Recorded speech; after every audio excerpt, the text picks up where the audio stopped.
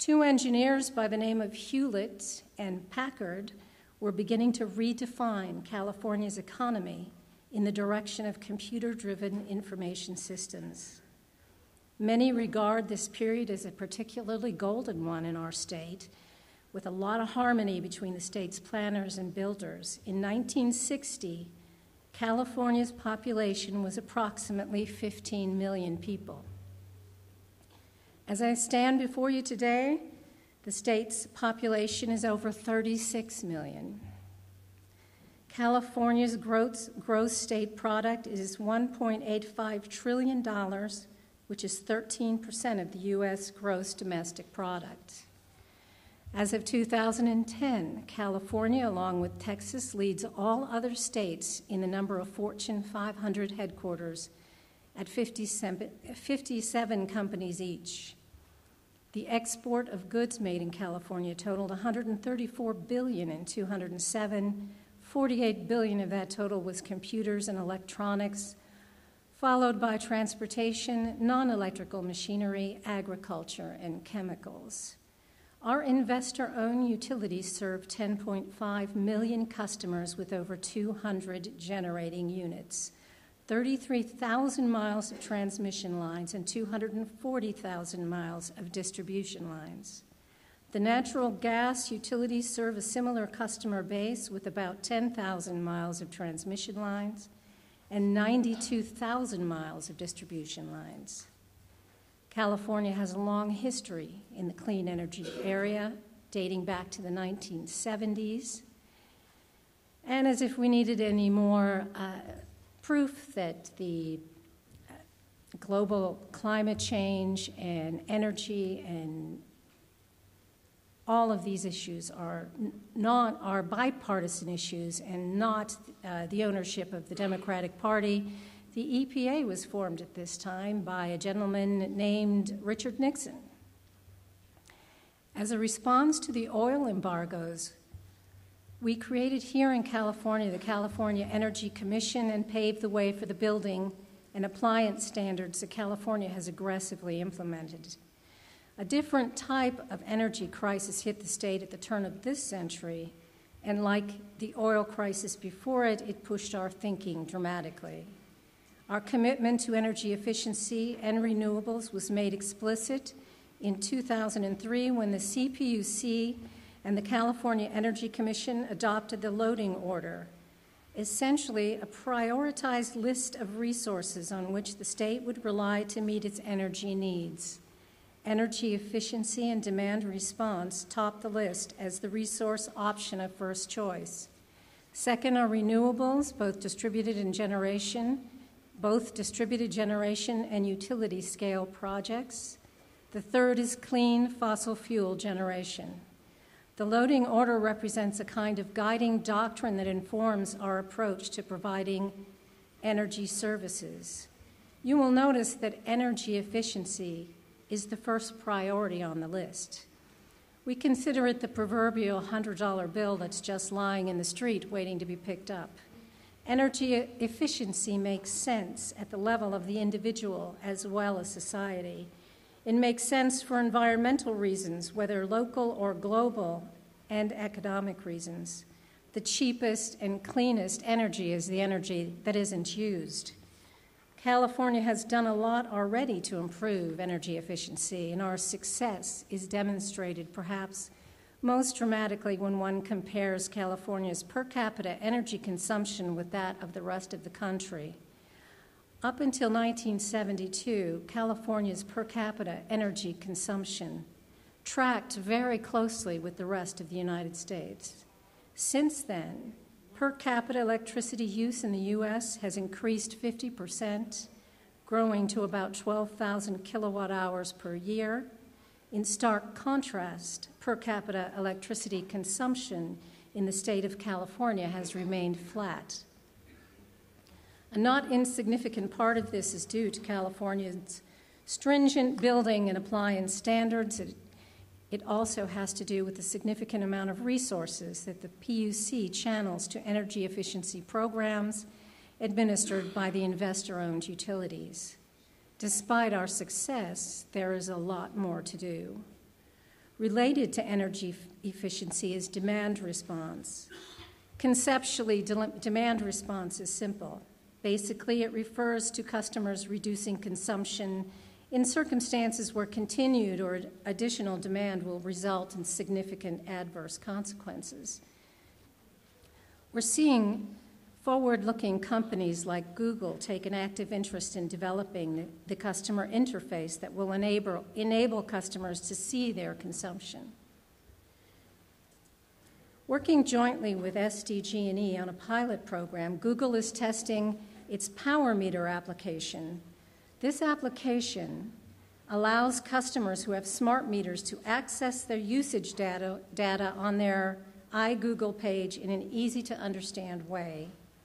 We believe this kind of information alone can be incredibly powerful, especially if it becomes a means by which customers can clearly see the impacts of their energy use. They can the difference between an older or existing refrigerator and something new that is more efficient. Under current plans, every customer in the IOU service territories will have a smart meter by 2012.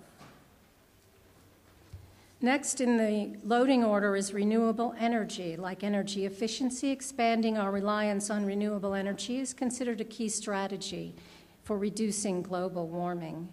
Currently, the Renewable Portfolio Program obligates our investor utilities to procure 20% of their energy from renewable sources by 2010. And this obligation will expand to 33% by 2020. Given the challenges that we have faced thus far in achieving the 20% goal, it is abundantly clear to everyone involved that we need to carefully review the realities within which a California program operates. Currently, the utilities as a group are at about 13% of that goal. While the rules of the program technically allow the utilities to defer some of the renewable procurement up to 3 years, regardless, we will not be at 20% in the year 2010. It looks like we'll get close by 2013 if everything under contract moves forward. In assessing the reasons for the slow pace of renewable development, transmission has been widely recognized as the critical challenge projects face in coming online. California's current regulatory environment limits the state's ability to quickly deploy transmission infrastructure needed to access renewables in a time frame consistent with our goals as a state. We are currently working with a large group of stakeholders on the Renewable Energy Transmission Initiative in an effort which will ultimately result in a plan of service for transmission facilities needed to access renewable resources. In developing this plan, we're attempting to not only identify conceptual transmission paths, but ultimately seek to create detailed plans by virtue of extensive stakeholder involvement at the outset, so that we can reduce the level of opposition these proposals face if and when they are presented before the Commission for permitting. Cost is, of course, another critical factor that needs to be acknowledged.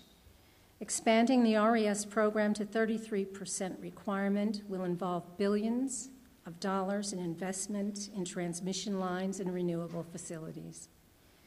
That having been said, it's critically important to recognize that these costs cannot be viewed in isolation.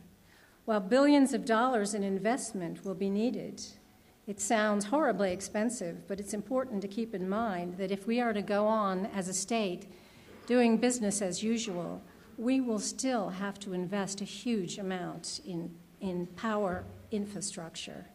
No matter how one looks at it, California will have to make significant investments in transmission and power plants, whether they are conventional or renewable, to meet the demands of a growing population and economy.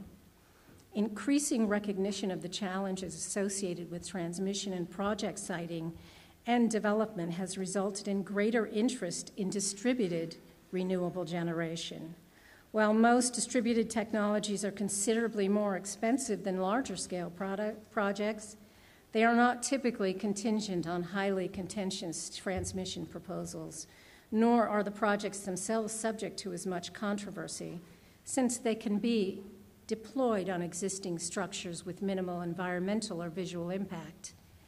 Distributed generation represents a hedge on the renewable resource portfolio.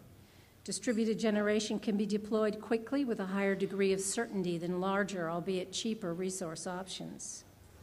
As an example, we currently have a $3 billion 10-year statewide program to support the deployment of 3,000 megawatts of solar photovoltaics. We also have an effort underway to implement a program to support the deployment of 200,000 solar hot water heating systems. This is in addition to the self-generation incentive program, which currently provides incentives for customer-side wind and fuel cell projects. The Commission approved a program authorizing Southern California Edison to implement 500 megawatts distributed solar PV program, 250 megawatts of which would be owned and operated by the utility itself. This program is in part intended to fill the gap in our renewable procurement, namely wholesale distributed generation projects that are too small to reasonably participate in the RES solicitation process.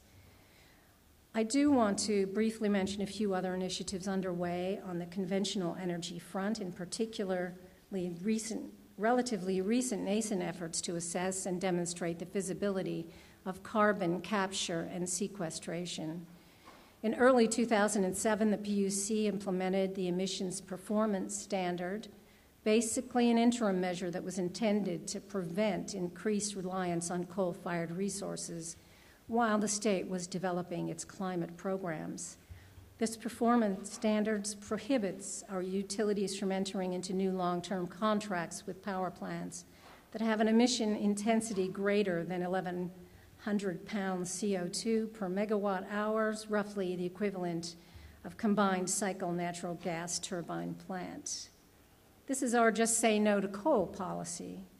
That said, we are keenly aware that coal is a necessity in many parts of the world, and it will remain part of the global energy mix for some time to come, so we need to figure out ways in which its impacts can be reduced. Additionally, as we look towards 2050, even gas, which is relatively clean, will have to be decarbonized. To that end, we have authorized Southern California Edison to assess the feasibility of carbon capture and sequestration. I believe I'm nearing the end of my time, so let me close with some general thoughts on California energy policy. To many, it may seem that we have a patchwork of policies cobbled together in an ad hoc way. At the same time, we believe it's not a good idea for us to definitively pick one strategy that's going to affect and address climate change. We believe that there are creative forces in the marketplace and that we should allow for those forces to rise and address the problems facing us as a nation, as a world. In some ways, the current state of clean energy policy and technology development is akin to what we experienced with the internet boom of the late 90s. Although it is true that a lot of companies failed, yet from that vast amount of creative energy emerged business models and organizations that have fundamentally changed the way we live and do business. We are confident that out of the various policies and technologies we are backing will emerge a number of critical successes. We are taking a portfolio approach that recognizes that we are in the early days of what is going to be a very protracted and challenging campaign to wean ourselves and our communities away from carbon-intensive activities. We're proud of the role the PUC plays as a policy and technology laboratory. Not every experiment is going to be successful, but those that are will help change our world and allow us to leave a cleaner world for future generations. Thank you.